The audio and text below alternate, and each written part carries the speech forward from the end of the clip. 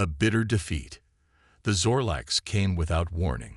Their warships, honed for centuries to spread their dominion across the stars, burst out of hyperspace already firing at the human colony worlds. The massacres began immediately. On horizon, the emerald farms burned as beams of superheated plasma raked across the landscape. In the floating cities of Bluefront, Zorlak drop pods rained from the sky, disgorging troops who slaughtered indiscriminately. The jungles of Amazonia 9 blazed as incendiary shells flash-fried the atmosphere. The outmatched human defenders fought bravely but futilely. Their fleets of patrol frigates and orbital defense platforms were simply swept aside by the technologically superior Zorlak armada. Within mere days, humanity's burgeoning interstellar empire had been reduced to ashes and corpses. Across the galaxy, the victorious Zorlax celebrated, mocking the pitiful species who had dared to spread beyond their home system. In their clawed hands, they clutched grisly trophies torn from human bodies. They drank, boasted, and laughed at vids of weeping human refugees. They truly thought they could stand against us, guffawed Emperor Crevist, his eye stalks bobbing with mirth. Those hairless apes actually believed their puny weapons and so-called unity could match the might of the Zorlak. Bah! We taught them the price of their arrogance. As his court of warlords and sycophants cackled their agreement, the Emperor gestured to the screens showing the bombardment of the final human colony, New Virginia. Look at them burn, my warriors. Today the galaxy has learned that none may defy the Zorlak and live. The human scourge has been cleansed forever. But the Emperor was wrong. Though the Zorlax had seized the human colonies and shattered their fleets, a remnant had survived. Millions of refugees streamed back to Earth, bloodied and heartbroken but alive. And on that blue-green cradle of humanity, a cold fury was brewing, a vow of vengeance whispered by all who had lost loved ones to Zorlak savagery. The Galactic community reeled at the unprecedented carnage. Some urged caution, arguing that to provoke the Zorlax further would be suicidal madness. But the broken people of Earth were far beyond caring about risk or cost. A great assembly was called, and when it concluded, humanity had but one purpose: to visit upon the Zorlax a horror unlike any the universe had ever known. The planning began at once. Grim-faced men and women bent over consoles and schematics. The tattered banners of nations were cast aside. Human ingenuity had one aim now: utter destruction at any price. And the Zorlax, confident that the pathetic Terrans were too busy weeping and burying their dead to ever pose a threat again, paid no attention to the flurry of strange projects suddenly consuming the industry of Earth. It was to be their last mistake. Regrouping and planning. In hidden bunkers deep beneath Earth's surface, the best and brightest minds of the shattered human civilization gathered. There were scientists who had once unlocked the secrets of the atom, engineers whose marvels had tamed gravity itself, strategists who had orchestrated the defense of worlds. Now, united by grief and a thirst for retribution, they planned their vengeance. The Zorlax believed the threat of humanity had been extinguished forever. Sheltered by their arrogance, the aliens would never see the coming storm. "We cannot match them ship for ship," said Admiral Takahashi, her face lined by sorrow. "Their technology is too advanced, their numbers too great." "Then we don't fight the war they expect," replied Dr. Ivanov, his voice cold and hard. "We turn their strengths into weaknesses. We strike from the shadows until they tremble in fear of humanity's wrath." And so, foregoing any tactic that resembled fighting fair, Earth's greatest minds devised a plan as cruel and merciless as the Zorlax themselves. Genetic engineering, long banned, was embraced with a manic fervor. Deadly computer viruses were coded that could slit past any firewall. Weapons of planetary annihilation were sketched and debated. Every human invention, no matter how terrible, was twisted utterly to the cause of vengeance. Powered by a hatred that burned hotter than the hearts of stars, Earth prepared to unleash a horror unlike any the galaxy had witnessed. "They want to believe we are broken," whispered President Nakashima to her cabinet. "They want to see us as pitiful prey, forever in their shadow. So let them believe it." Let their pride blind them to the terrible purpose we have undertaken. As the weeks became months, a grim mood settled over the blue planet. At odds with the bright summer days, the shipyards and arms factories, once destroyed in the initial Zorlak attack, roared back to life, churning out vessels and weapons intended not for defense, but for bloody reprisal. In shadowed halls and hidden rooms, the leaders of the ruined Earth Alliance worked tirelessly, focusing the entire human war machine towards a single aim. Survival was no longer enough. Mere victory was too meager an ambition. Humanity would not rest until Zorlak blood was repaid 1,000 times over, until the vicious galactic power that had crushed their colonies and slain their loved ones was nothing but a grim memory. The alien emperor thought his forces, blooded on 1,000 conquered worlds, knew the meaning of war. The poor fool. He had no idea of the terrible vengeance Earth would bring upon him. Infiltration and sabotage. While the Armada meant to shatter Zorlak power was secretly assembled in the shadow of Jupiter, the next phase of the human plan unfolded. Within hollowed-out asteroids, shielded from scans and drifting on painstakingly calculated orbits, thousands of volunteers were transformed. Gone were their names and their pasts. Only their hate remained, honed to a saber's edge. Gene therapy, illegal psychoconditioning, experimental cybernetics.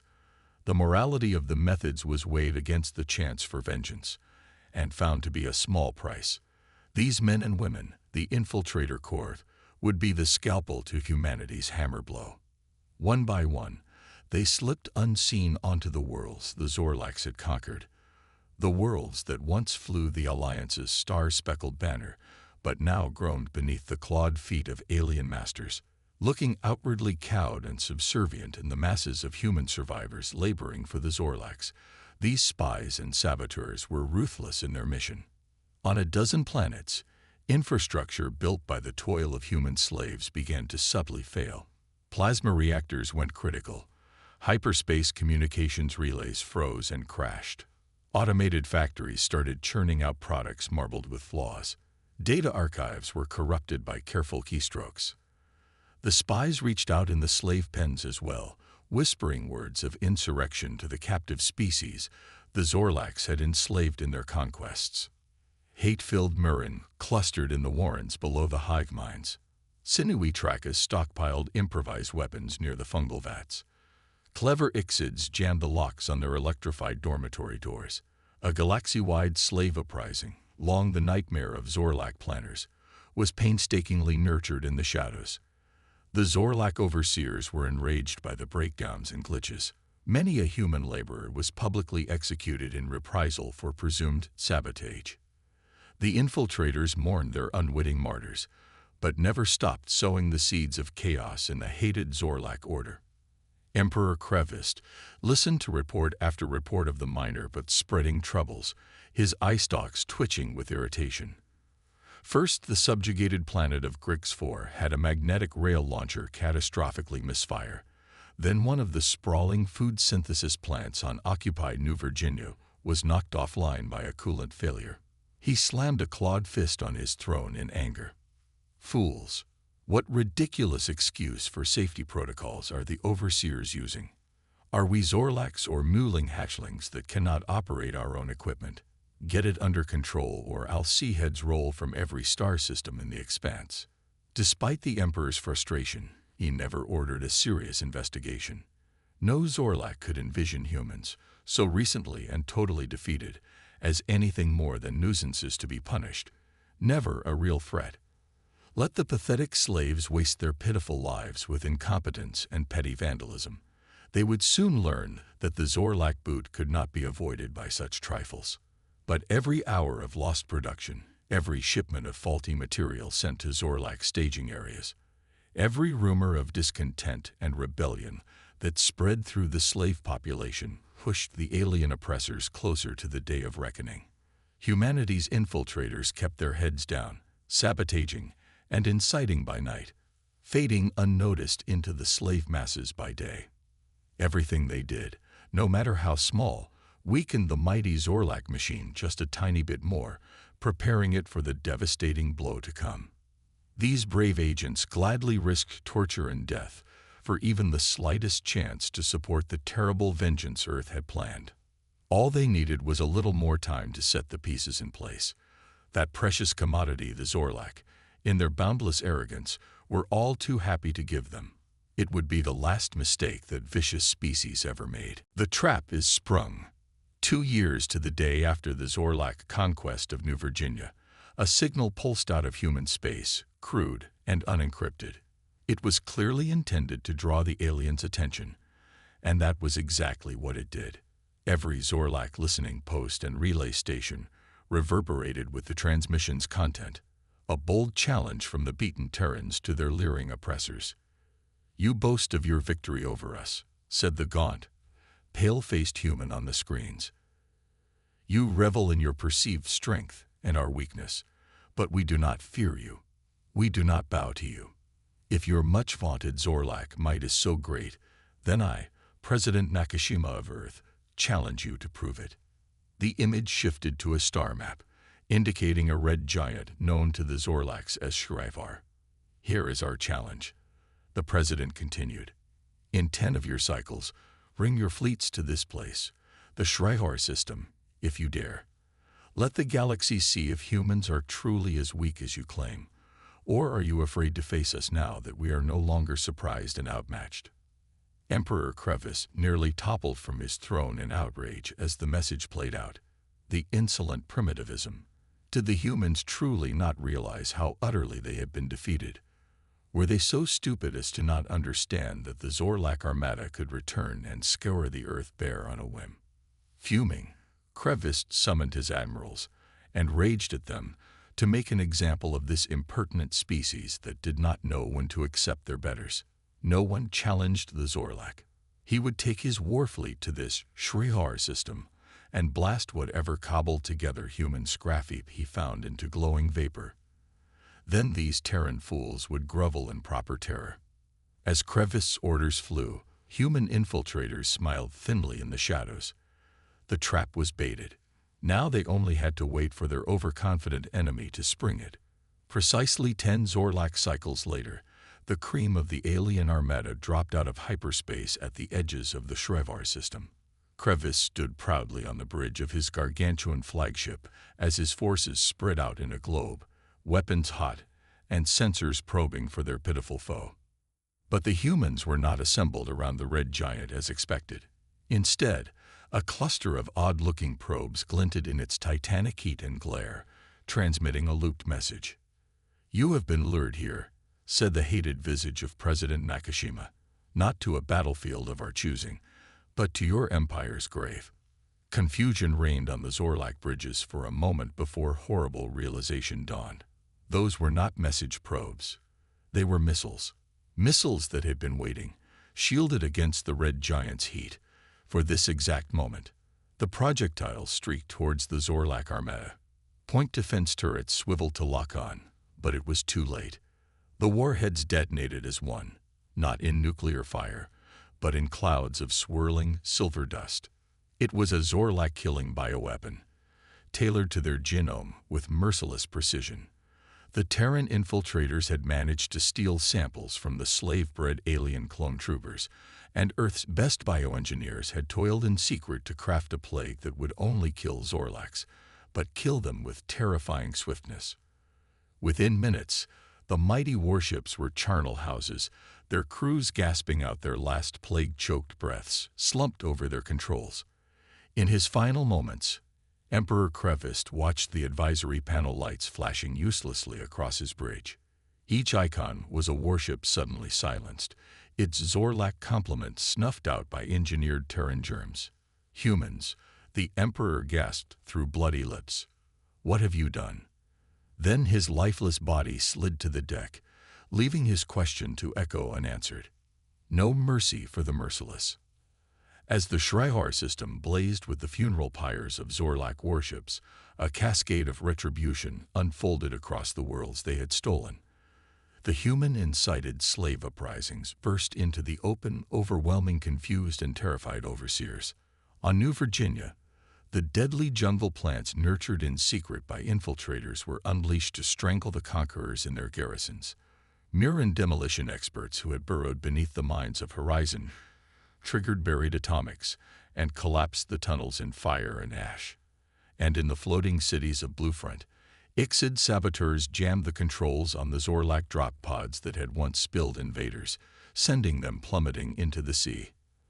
At the same time, the Terran battle fleet erupted from hiding in the shadow of Great Jupiter. Massive dreadnoughts, their hulls Spartan and utilitarian, led the wedge, disgorging swarms of fighter craft like angry hornets. Every warship bristled with the cannons and torpedo arrays that Earth's weaponsmiths had labored to perfect in secret during the years of occupation. But the most fearsome sight was the troop transports. Huge, ugly ships, they rode behind the warships like hungry sharks, packed to the airlock with grim-faced human warriors. Gone were the bright recruitment posters and glory-seeking volunteers of the early Alliance military. These were the veterans of Zorlak brutality, soldiers with nothing to lose and a vendetta to fulfill. The liberation of the conquered worlds was swift and utterly merciless. At every human landing site, infiltrators emerged to guide the troops to Zorlak holdouts. When the last alien strongpoint on each planet was a smoking crater, those same operatives triggered the self-destruct on the machines that had kept the environments tolerable for human life. Let the world's humanity had once tamed be swallowed by hard vacuum, hellish radiation, and primordial jungle, they declared. Better an airless rock than a world befouled by Zorlak claws. The few alien warships that escaped the Shrivar trap were hunted down by the implacable Terran fleet. Crippled and demoralized, they fell quickly to the human onslaught. The elegant, deadly vessels that had once seemed invincible were blasted into clouds of cooling slag. No quarter was asked. None was given. At last, all that remained was the Zorlak homeworld, an arid sphere of red rock and hissing canyons. The human fleet assembled in its orbit, a silver sword aimed at the heart of the species who had once dared to believe themselves the masters of the galaxy. In the grand invasion mustering room, now empty of its intended Zorlak occupants, President Nakashima addressed her soldiers. Her eyes were flinty, her face a mask of cold determination. "We come now to the final act of our vengeance," she said, her voice ringing across the assembled ranks. "The Zorlak have paid dearly for their cruelty, but one task remains before humanity can know justice. We must scour their homeworld clean of their vile presence forever." She gestured to the red planet looming beyond the viewports. "I know some in the fleet have urged restraint, arguing that genocide makes us no better than the monsters we fight. But I ask you, can there be mercy for the merciless? The Zorlak certainly showed us none when they massacred our colonies." A rumble of agreement rose from the soldiers, their faces hard. They had all seen too much Zorlak butchery to argue for moderation now. Nakashima nodded grimly. "We will not stoop to their level by torturing civilians or enslaving the weak. But this war cannot end until the last true Zorlak heart beats its last. No hiding places, no reservations. Their entire species is guilty of atrocity, and we are their executioners. Now go, brave soldiers of Earth, and bring our fallen some measure of peace." As the human ships disgorged their deadly cargo onto the red sands and into the hissing canyons, the Terran infiltrators made their last contribution to the cause. Broadcasting on every frequency, they ensured that what unfolded next was transmitted to every corner of the galaxy. "Observe, all who have known the lash of Zorlak oppression," the human agents cried. "Watch as the human race, once dismissed and victimized, visits justice on our would-be destroyers." And so the galactic community stared in awe and horror as the human troops, honed to a razor's edge by years of cruelty, rampaged across the Zorlak homeworld. Cries of vengeance and the chatter of human weapons echoed in the thin atmosphere, a dreadful music of mayhem. There were no refugee ships allowed to flee, no enclaves spared. The soldiers, eyes alight with righteous wrath, purged the planet of Zorlak life with unprecedented thoroughness. A species that had reigned supreme for centuries was snuffed out in a few blood-soaked days. When the last shot faded, the infiltrators sent one final transmission. Let this be a message to the galaxy. Harming humanity carries a terrible price. We were not weak, only unprepared. But now we are strong, and we are watching. Oppress us at your own peril. Then they turned off the broadcasts and joined their fellows in grim celebration amid the ruins. Perhaps some would call it a war crime, an atrocity to overshadow all others. The humans cared nothing for such labels. They had looked into the abyss of extinction, and the abyss had blinked first. The Zorlax had sown the wind, and humanity had been the whirlwind. Now there was only the peace of the grave. A dish best served cold. The Terran fleet returned to Earth, but not in triumph. The mood was somber, even shell-shocked. Crowds watched in silence as the great warships slid into their docks, and the hollow-eyed soldiers reunited with their families. A page in history had turned, a terrible but necessary one. In a speech before the ashen-faced United Earth Congress, President Nakashima did not mince words. The Zorlak are gone, wiped from the face of the universe by our own hands. I do not deny the magnitude of what we have done. There will be repercussions, both moral and political. Many will fear us now. But I tell you this, if the choice is between being feared and being dead, I will choose fear every time. The congressmen looked at each other uneasily, but none protested. How could they? Every human everywhere understood what had driven them to this point. The Zorlak's unrelenting cruelty, and the near certainty that they would have committed genocide on Earth if given the chance. Humanity had done what was needed to survive. Over time, an uneasy equilibrium emerged. The galactic community was indeed terrified of the cold, ruthless humans and their new martial prowess. Gone were any thoughts of expansion at Terran expense. No species wanted to risk being the next Zorlax.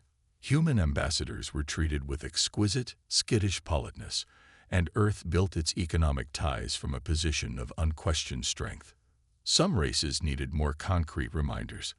When a Trakas raid destroyed a small Martian outpost, Terran warships appeared in the skies of their homeworld within a day. They left within an hour, after blasting a 100-mile canyon into its surface as a wordless warning. The Trakas threw their raider chieftains out the nearest airlock and pleaded for mercy. No further incidents occurred. The galaxy turned, and humanity turned with it, harder and warier. The sins of the past could never be forgotten, but they slowly scabbed over into history. Children were born who had never known the cruel lash of Zorlak rule. The old soldier politicians who had waged the war of vengeance gave way to a new generation focused on rebuilding and moving forward. But one thing did not change. Every year, on the anniversary of the last Zorlak's death, the infiltrators would gather in their shrinking numbers. They met in silence, these old ghosts with steel in their bones, and raised a toast to absent comrades. And as one, they would recite their ancient motto, the one that had sustained them through the dark years, the one that still made the galaxy tremble. Humanity, what you do to us, we will repay 1,000-fold. Never forget. Then they would sit and remember, and nurse the old cold hatreds in their hearts, a silent promise that should any species ever again try to break humanity, it would be the last mistake they ever made.